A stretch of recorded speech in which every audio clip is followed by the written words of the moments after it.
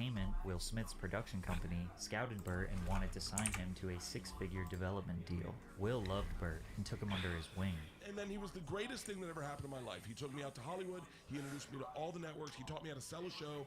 He was the greatest. I saw his... Unfortunately, Bert's Hollywood career would be lackluster. He was able to land small acting and hosting roles, and Hurt Bert was the name of a 4-episode series on FX featuring him performing dangerous stunts. The one thing he did stay consistent with is stand-up, 5 or 6 days per week, working on his craft in front of small crowds for years.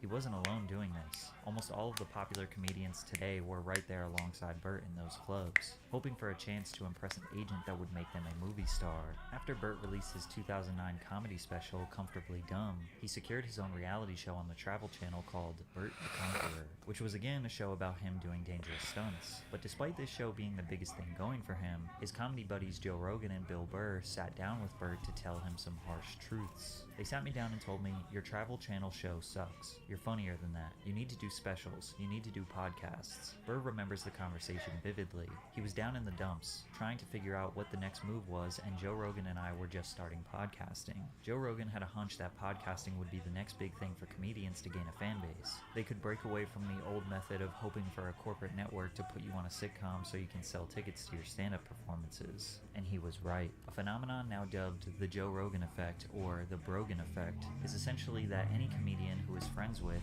or regularly featured on the Joe Rogan Experience would become wildly successful comedians / podcasters. Brennan Schaub, Brian Callen, Joey Diaz, Tom Segura, Ari Shaffir, Mark Norman are just a few of the many beneficiaries of the Brogan Effect. Bert was a regular on Joe's podcast from the very beginning, and the JRE community treated him like their funny fat friend who has some of the most ridiculous stories. I had a dream one time that me and Elvis walked into his hotel room, and there were 4 dudes butt-ing, right? And no, your dad. No, he used to hit his pants in all the the time. 30s, all the time. He used to, how long would you said the story began with you saying that he shit pants in a Banana Republic in Beverly Hills? Bert took Joe's advice and started his own podcast called Bert Cast in 2013 and regularly had his comedian friends on as guests. The first 99 episodes were audio only, with the first video podcast he ever posted being episode 100 alongside Tom Segura. From here, he started taking his YouTube channel more seriously. Hey guys, it's Bert Kreischer. This is my YouTube page. Bert turned into a full-blown YouTuber, vlogging his family, his weight loss journey, and any random life adventures. He uploaded podcasts along some of the most promising upcoming talent in comedy, and of course, clips of his own stand-up. Bert admits that his stand-up act was very hacky for many years. He liked to riff with the audience and live in the moment. However, he wanted to challenge himself to write something, practice it, and put out a cohesive special that would act as a legacy piece. That special, titled The Machine, would go on to change his life. At the very end of 2016, Bert posted the Machine story that went extremely viral on Facebook, earning over 12 million views in one weekend.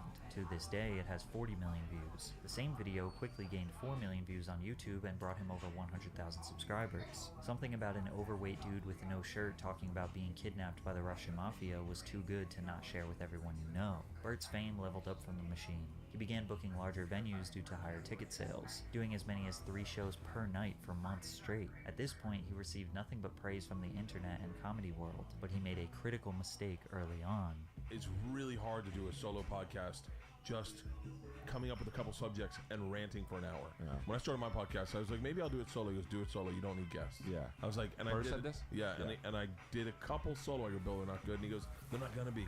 He was like, let them be bad for like a year, and then they'll get better, and then they'll get really good, and then you won't even think about it, and then your writing on stage will be so strong. And I was like, yeah, I think I'm just gonna have guests. This is a good insight into Bert's mentality. Instead of using his podcast as a tool to practice jokes and material to make his actual job as a comedian better, he decided he would rather just waste a couple hours chit-chatting with his buddies while the money flows in.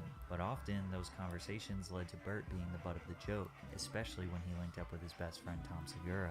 Tom was exploding in fame due to his wildly successful Netflix special, Mostly Stories, which helped fans discover the Your Mom's House podcast. On one episode, Tom pulled up a picture of French actor Gerard Depardieu and jokingly said it looks like Bert. Then Tom's fan base started photoshopping Bert's face onto pictures of Gerard and spreading the hashtag *BertIsFat. Because it was all their best fans making hilarious fucking jokes. One guy took the name Bert Chrysler and made his own fucking profile for it. By the way, I saw him in Hartford. He's obese. Yeah. He's obese. Enormous. And he just sat in the front row the whole time going, Bert's fat, Bert's fat. Next day his mom shows up. Hey buddy, your mom's morbidly obese. And the first word she says to me is, why are you so fat, Bert? And I'm like, oh my God, this is getting out of fucking control. Someone even made a song dedicated to the meme.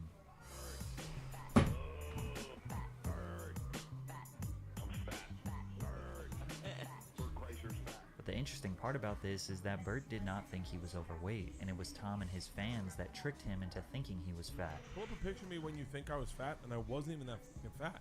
Now I look at it and I go, I was legit skinny. And now, when I look at it, and I go, I can't believe I got mind tricked into being fat. There's some of these ones. Get mind tricked into being fat. But these seem like harmless jokes compared to when Ari Shaffir genuinely disrespected Bert and put his life in danger.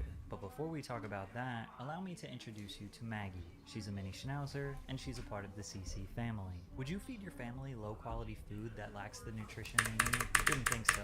So you shouldn't feed your dog like that either. Maggie is the go treat him like walked into the podcast room where they were going to share some drinks. Then Ari decided to secretly slip a capsule of MDMA, aka Molly, into Bert's drink without him knowing. You don't think it's crazy that you do that? A bit. Did you even get the Molly tested? Like, where are you buying this Molly? No. I've done it from my favorite Molly dealer. It's And you great just Molly. spiked It's his great. drink? Yeah, yeah. High blood pressure, high cholesterol. Emptied out 3 guys. You're all I would want to kill you. Yeah, yeah. I would want to kill you. He wanted to for about 10 minutes. I was planning on having a couple drinks with you and then getting you out of my house, having dinner with my children, relaxing, getting on a plane, and going on tour. Instead, that's scrap. Joe laughs off the situation, Tom thinks Ari is a psychopath, and Bert was genuinely distraught about all of this. Any normal person understands what Ari did was dangerous, but the comedy community had mixed feelings. I don't trust him. Because he spiked Bert. He gave his friend Molly. That's not okay. It's not okay. But wait, that's hilarious though. Already dosing Bert. You want to dive into this first? I think that Bert likes any height that he can get. I think he's okay with it in the end. My mistake was not getting his way. That way, she got upset at me because she felt left out. I think that was the biggest issue. No, I don't know. I'm not going to dose him again.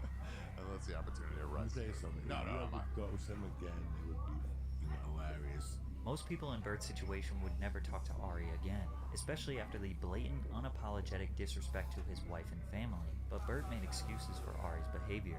I'm gonna give him Molly. We're gonna get high. We're gonna laugh. We're gonna hang out all night. He didn't really calculate it. Like he was like, I should have checked to see if the kids were in the other room. I should have checked to see If he had to make dinner or something. My wife was making dinner for both of us to have dinner with the girls because my girls loved Ari, and he's like, and he didn't check that I was flying that night. I was starting my tour that night. So there's a lot of things Ari didn't like check the boxes for. This is even crazier considering Ari has disrespected Bert's daughter Georgia before this whole situation. Ari had commented on Georgia's teeth. Georgia, her teeth are great now, but she was younger. She didn't have any enamel on her teeth, and they didn't look great. I posted a picture of me and her in Hawaii, and Ari was like, way to have ugly, no stupid fucking teeth. Oh. Bert's actions, or lack of action, prove that he will allow others to take advantage of him and disrespect him. Or you could just say Bert is a sweet guy who is trying to give his friend the benefit of the doubt. Either way, Bert just kept seeing more success. He released his third comedy special, Secret Time, on Netflix when the Netflix comedy boom was at its peak. He started another podcast alongside Tom Segura called Two Bears, One Cave that became an instant hit, especially for moments like this. You're drinking Kool-Aid to start your day? Really? It's so good. You're drinking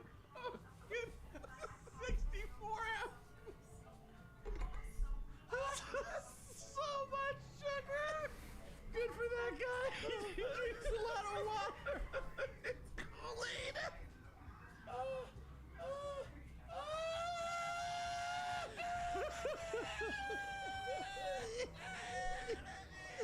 His laugh is almost identical to nails on a chalkboard. Bert's high-pitched hyena laugh is divisive amongst fans. Many have pointed out that his laugh is not just annoying, but borderline torturous.